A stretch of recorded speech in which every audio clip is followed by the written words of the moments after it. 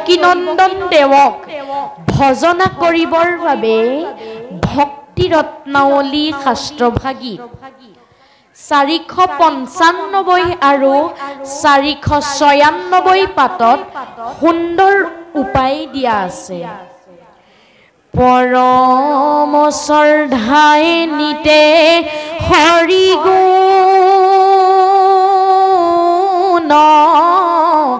যত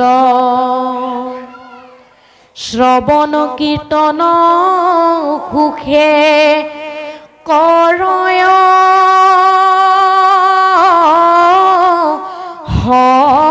হতত আতি অল্পকালে আহি প্ৰভু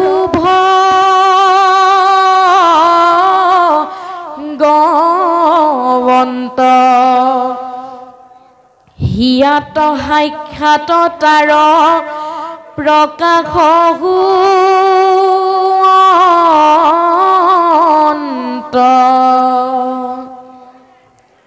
সেইজনা প্ৰভু ভগৱন্তক ভজনা কৰিবলৈহে আমাক শাস্ত্ৰসমূহে কৈছে। আমাক ধৰ্মশাস্ত্ৰসমূহে দহাই দহাই কৈছে, ভকতিত পৰে ধৰ্ম নাহি সংসাৰত। আমি জানো পালন কৰিছো।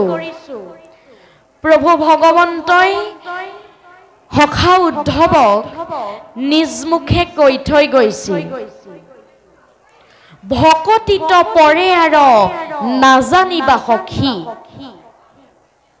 ভগৱন্তৰ এনে অভয়বাণী শুনিও কিন্তু উদ্ধৱৰ মনৰ সংশয় ছেদ হোৱা নাছিল। ভকত উদ্ধৱে দেখিছে ভগৱন্ত প্ৰভুৰ ভকতি পৰম পন্থৰ বিপৰীতে ঋষি সমস্তৰ মতামত ভিন্ন ধৰণৰ।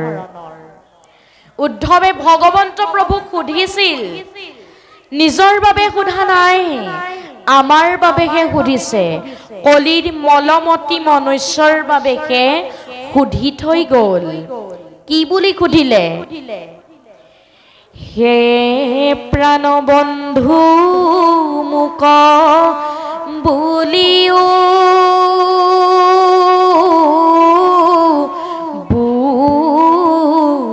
বুজাই ঋষি সমস্তৰ কিয় একমতি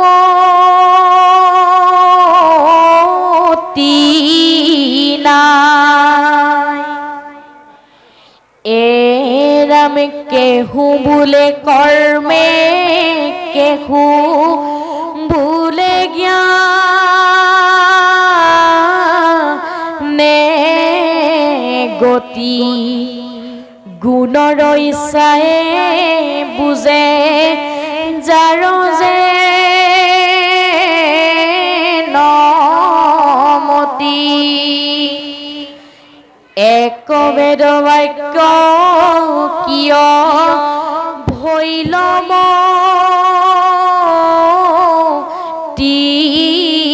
ভেদ কিংকৰৰ কেশ বসং কৰা ছেদ। প্ৰাণৰ বান্ধৱ উদ্ধৱৰ মনৰ সংশয় ছেদ কৰিবৰ বাবে ভগৱন্ত প্ৰভুৱে সমস্ত শাস্ত্ৰৰ মূল তত্ত্বভাৰ তেওঁৰেই মহিমা তাক প্ৰকাশ কৰিছে। কিন্তু মায়াময় বেদত বেদৰো গুপুত বিত্ত নাৰায়ণৰ মহিমা মায়াৰে আবৃত্ত হৈ গুপ্ত হৈ ৰল। মানুহে ইয়াৰ আচল ৰহস্য বুজিব নোৱাৰি যিয়ে যেনেকৈ পাৰে বুজিবৰ আৰম্ভ কৰিলে। ঋষি সমস্তৰো ভিন্ন মত হোৱাৰ মূল কাৰণ এইটোৱে। ভগৱন্তই উদ্ধৱক কৈছে মই বিনে বেদে কিছু আনন বখানে সমস্ত শাস্ত্ৰৰ তত্ত্ব অৰ্থ হি মানে এৰাম যাৰ কেহু ভুলে বেদে কৈ জ্ঞানতে খে গতি গুণৰ ইচ্ছাই বুজে যাৰ যেন মতি যে উদ্ধৱে সমস্ত শাস্ত্ৰই মোৰ গুণনামকেই প্ৰকাশ কৰিছে গতিকে উদ্ধৱে বেদৰ মোৰ গুণনাম গুপুত হোৱাৰ বাবে ঋষি মুনিসকলে ধৰিব পৰা নাই গতিকে এতিয়া আমি সমস্তজনে এই কথাবিলাক ভাবি চিন্তি দৈৱকী নন্দনৰ শ্ৰীচৰণত শৰণাপন্ন হ'ব লাগিব আমাৰ গুৰু মহাপুৰুষ শ্ৰীমন্ত শংকৰদেৱ গুৰুজনাই মানৱ জাতিক দহাই দহাই কৈ থৈ গ'ল উবা নৰলোক হৰি ভজিউক জগতৰ সকলো লোককেই আহ্বান জনালে পৰম পুৰুষ প্ৰভু ভগৱন্ত যে দেৱতাসকলৰ ভিতৰত শ্ৰেষ্ঠ দেৱ নাহি নাহি আৰু গীতাত অৰ্জুনে এনেদৰে কৈছে পৰম ব্ৰহ্ম পৰম ধাম পবিত্ৰং পৰম ভৱান পুৰুষং সসাতং দিব্যমাদি দেৱমজং ভৱান তাৰ মানে তুমি পৰম ব্ৰহ্ম পৰম ধাম পৰম পবিত্ৰ তুমি এই শ্বাসত দিব্য পুৰুষ দেৱতাৰে আদি দেৱ জন্মৰহিত পৰম বিশাল আদি পুৰুষ সেইজনা প্ৰভু ভগৱন্ত কিন্তু একান্ত ভকতিতহে তুষ্ট হয় কাৰণ তপ জপ যজ্ঞ দান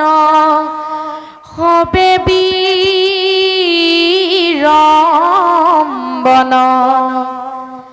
কেৱল ভক্তিত তুষ্ট সুন্ত নাৰায়ণ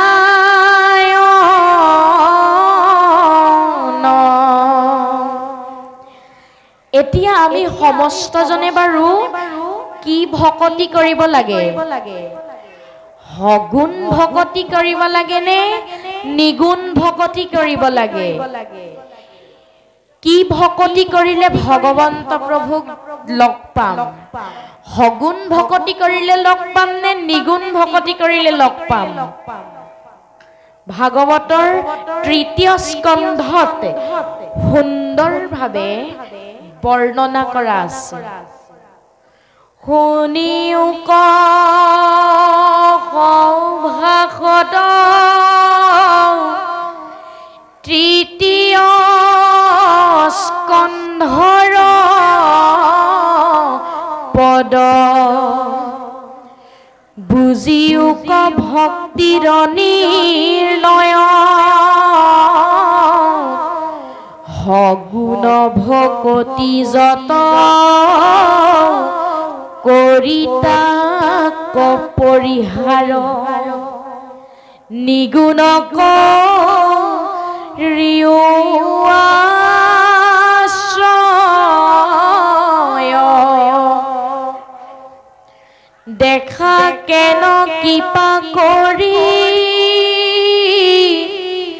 আপুনি কহন্ত হৰি।